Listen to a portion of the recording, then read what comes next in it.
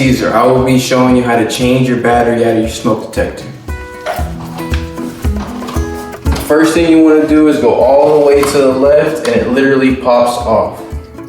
And there's 2 wires hooked onto it. All you do, wiggle it, snaps off.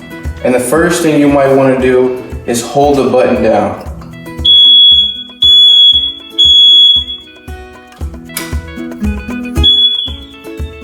After you hear that noise, you take your old battery